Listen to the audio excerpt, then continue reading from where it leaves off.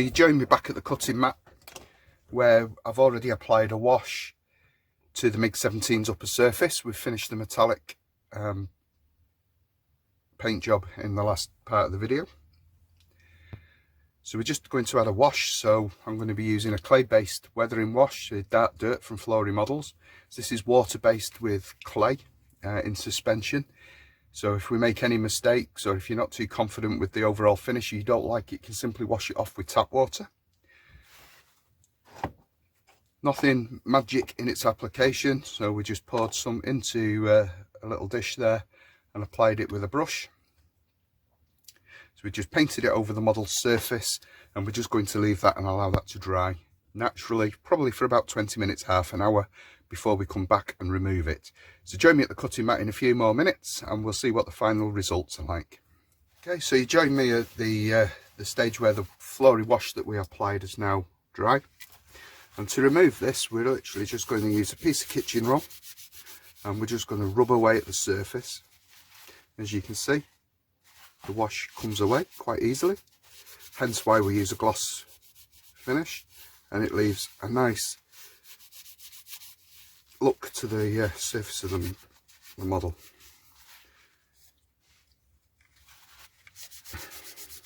Any stubborn areas, you can just moisten the kitchen roll a little bit with some water, or use a cotton bud dipped in water, which we'll use in a second.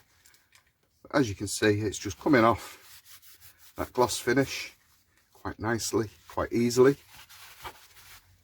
and leaving behind quite a nice look to the natural metal.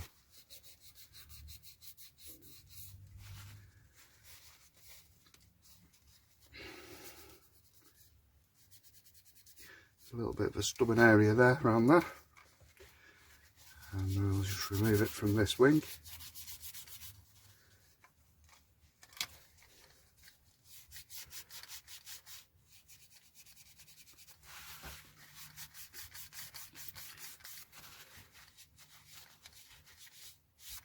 So we've got a couple of areas there that look a little bit difficult to remove. So just getting damp cotton bud, just work it into the area that's a little bit difficult, just making sure we've got it from all that raised surface detail.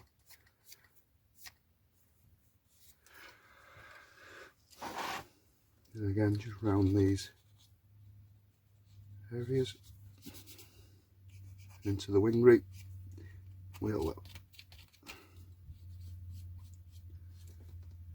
detail, and then just at the side of the ventral strake there, we're just going to make sure that we've removed the wash, the excess wash, as it looks a bit grotesque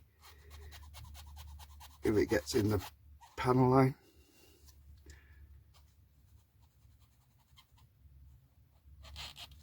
In the joint line, should I say, and there we go. So that's the nice easy way to apply, and the quickest way to apply a Flory Models wash. It can be airbrushed, it can thin it if you think that the finish is a little bit too dark.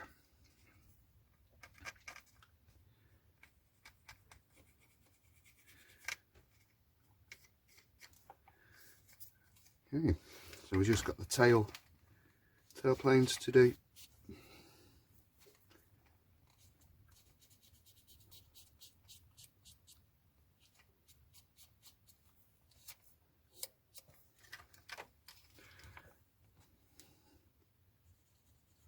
Just always go across the area that you want to leave the wash in.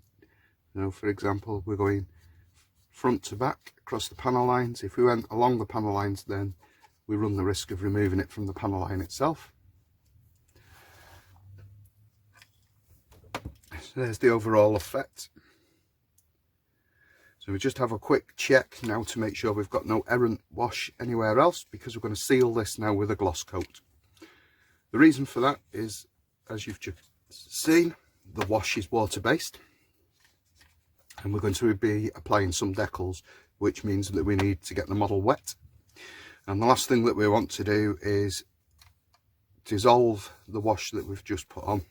So we're going to give it a good gloss coat, set it to one side, allow that to dry, and then it'll be on with the decals. So gloss coat for this one, we're going to be using Mr. Colour GX 100 gloss. We're going to thin that with self-leveling thinners, and we're going to thin it quite a lot. It's quite a thick product out the jar, so we're only going to use a brush full into half the colour cup of paint. Just make sure it flows really well, otherwise we're going to get an orange peely effect to the final finish if it's a little bit too thick.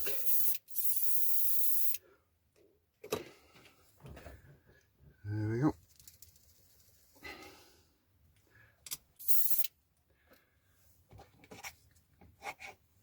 And then we're just going to cover the model. Just building it up to a wet look.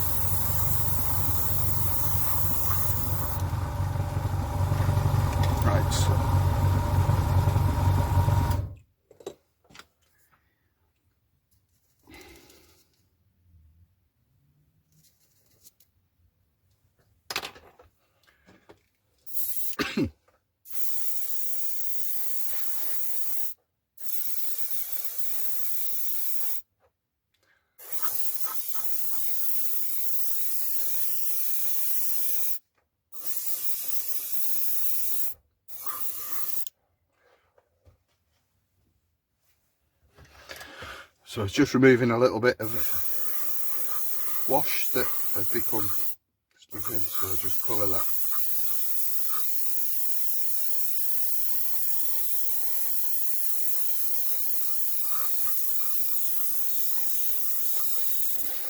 There we go. So the model has now reached the stage where we're going to apply the decals, so we shall look at that in the next stage of the video. We shall let this dry now for a good couple of hours, and I'll have a look at how the finish looks at that point.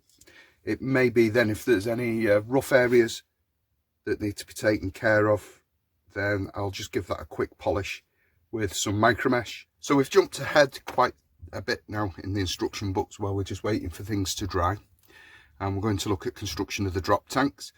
So these are quite straightforward. They're just supplied in two halves, top and bottom. The one thing that I had noticed is the raised detail on these is quite significant, to the point where it's not in keeping with the rest of the kit. So I've built up the two drop tanks already, and I've made a start at sanding away this raised detail. So just using the go-to sander from Flory Models, using the dual medium grit one, we're using the sponge side so that we don't lose any of the shape of the part, certainly with it being curved. We're just sanding away lightly to reduce the height and appearance of the raised details on these drop tanks, such as the banding and the fuel filler points. These are really significantly raised to the point where they would just be stupid in real life. They just wouldn't look like that at all. So those, just making it look a little bit more in keeping with the rest of the model.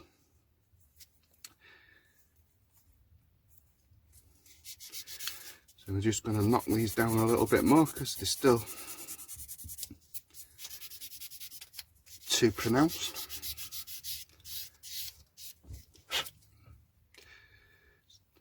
So you don't want to remove it completely because they are actually also the mounting holes for the pylons. Let's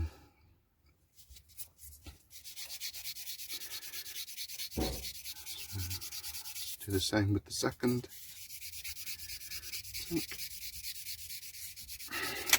Oops. So it's still a little bit slippy from, like we said right back in the review about the mould release. So we're just killing the height of those mounting points. And there we go. So we have part A2 to fit. This is quite important that you make a note here of which part goes where, because one is labelled A2 and A13 and A3 and A14 because obviously they're handed. So part 36 section 36 we'll deal with, and we shall remove the parts from the spray. So we're looking for part A2, which is this one here.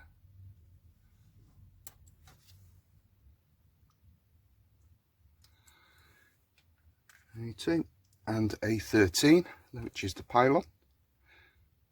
So just being careful there not to remove the mounting pins. So we'll just clean these parts up.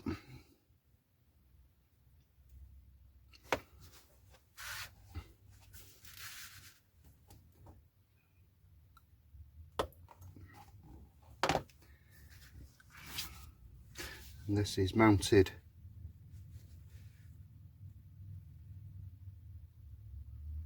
like so.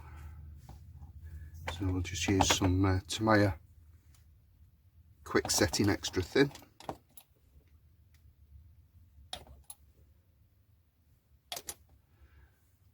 And the long pins go to the top with the thin edge forward.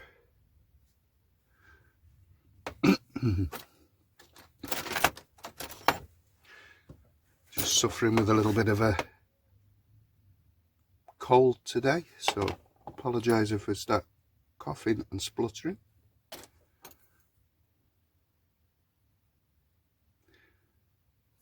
That's that fixed.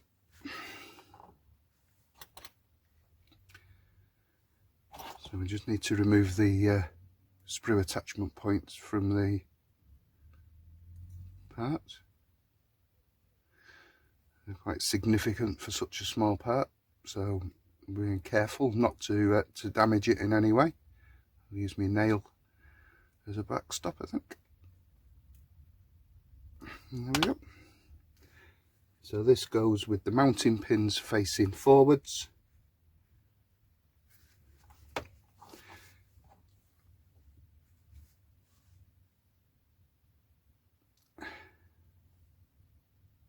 As such, and we'll just secure that in place. A bit of extra thin.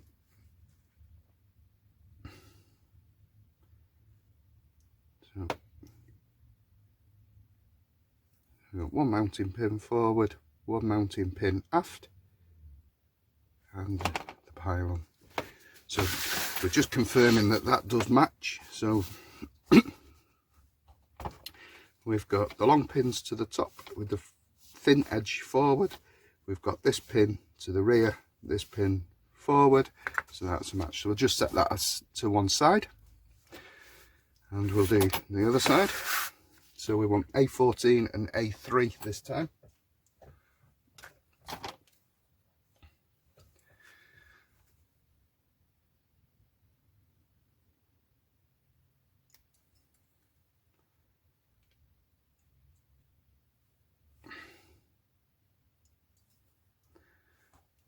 Pylon. And I'm just trying to get the blade of the nippers. Unfortunately, being left-handed, it doesn't make it easy because the cutting blade is actually on the wrong side for me.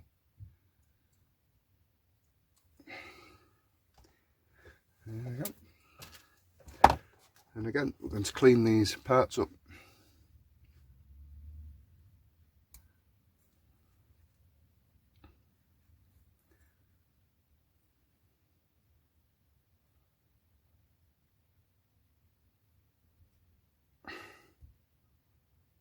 There we go. So looking at this diagram, it's the opposite of the previous one.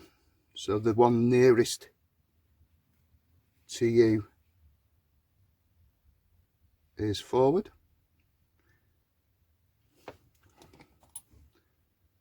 We'll just add some glue. So that's going to be an easy way to identify which side of the aircraft the tank, which particular tank sits on. There we go. So again, just referring to the instructions to making sure we've got everything right. In stage 37, we've got this bit, and that pin's forward and that pin's reversed, and it's the same as the previous one in terms of the orientation of the pylon.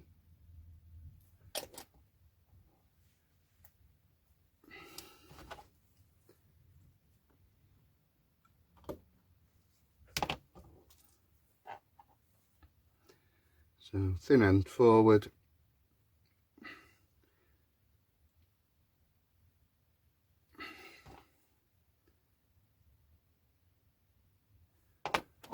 thick end to the end, to the rear, to the fins.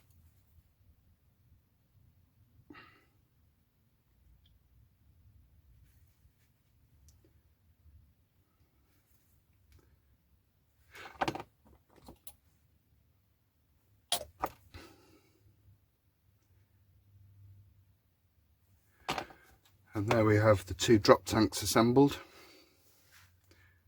ready for installation under the aircraft once they've been painted.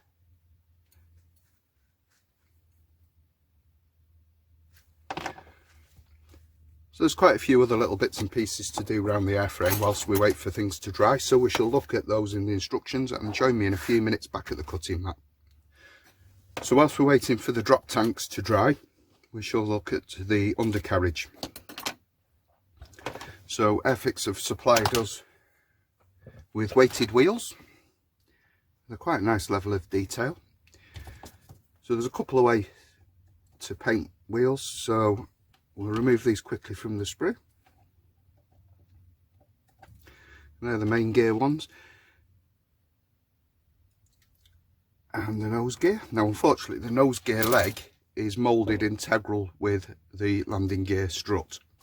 Not a fan of this way of doing it, I must admit, as it makes painting a little bit difficult. But on the other hand, it means that the nose gear is quite strong on the completed model, so it's a bit of a compromise. So what we'll do is we'll first of all just remove any of the mould seams, and we're going to paint these the green that's commonly seen on Soviet aircraft, so wheel hub green. So just tidy these up, just removing the mould parting lines, the burring from the circumference of the wheel of the tread.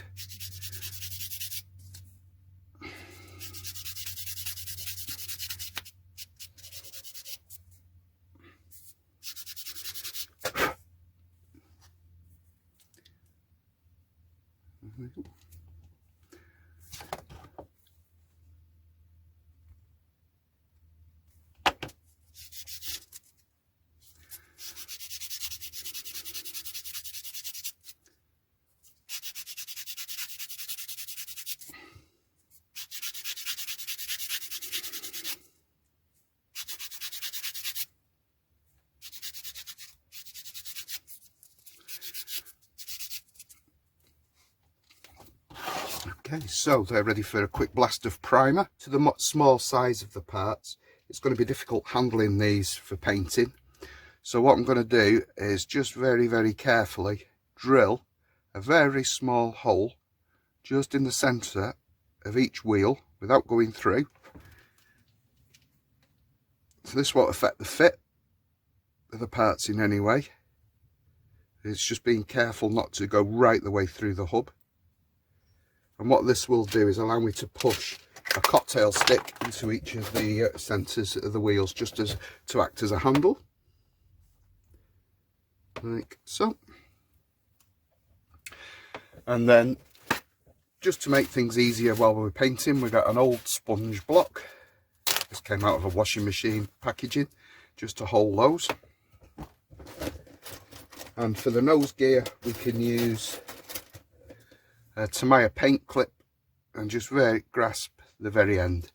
And if we make a diagonal cut in this foam, we can insert the handle into there to act as a holding device. Go-to primer is always AK. Let's just give that a really good shake.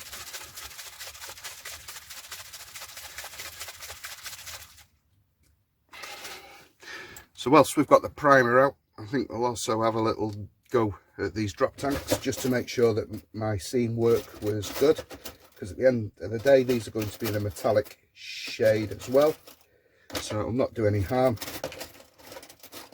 So I'll just grab a couple of clips for these and we'll lock on to the mounting pins like so, and we'll make another couple of cuts in the foam just to hold those.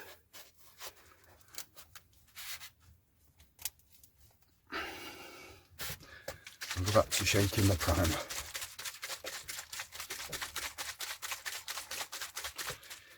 So again, whilst we're spraying, this is obviously on camera, it's only a very short session.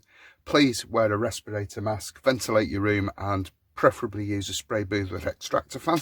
We do deal with some really horrible chemicals in our hobby, and we don't want any health issues arising for enjoying something that we do.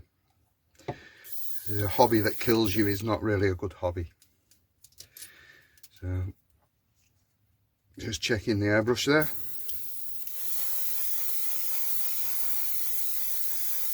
So just putting a good layer of primer onto those drop tanks just to make sure that all the sanding work and the effort that we went into to reduce the raised detail is in keeping now with the rest of the model, which I'm pleased to report it does. Bit of air just to remove any sanding debris, and then we're going on with the primer. And there is some really quite nice detail in those wheel hubs. And the other drop tank. And just a heavy coat of primer just to make sure all the seams and everything are good, as these are going to be in a metallic finish. Probably going to do them as a slightly different shade than the airframe, just to make them look a bit more visually interesting.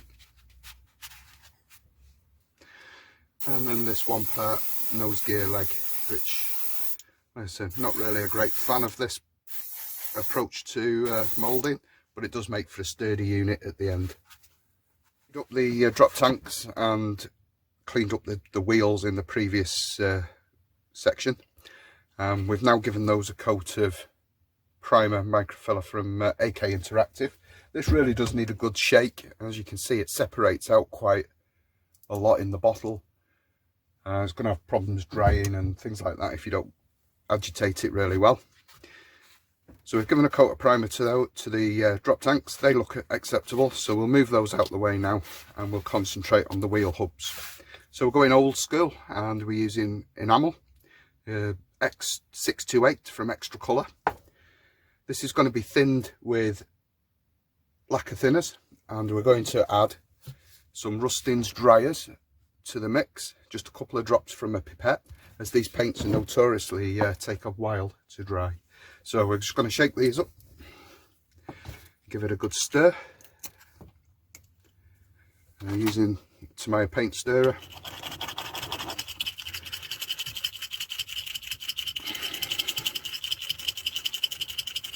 So we only need a tiny amount of paint for this, so we're not going to mix masses of it. I would say a brushful. So just adding the thinner first to the colour cup. Brush full of paint. It's probably going to be far too much.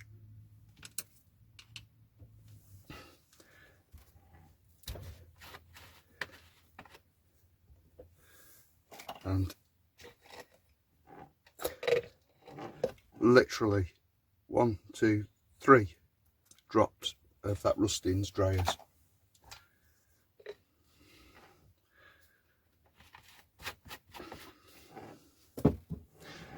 Again, you're just going to stir that up, making sure that you don't put the brush back into contact with the original paint. I'm going to check for flow. Everything's fine. And off we go. So we're just going to give them a good coat. So with the size of the tyres, we're going to need to make masks for the hubs. Or you could use, you know, a commercially available mask sets from the likes of Edad. Just get a good layer of that paint on.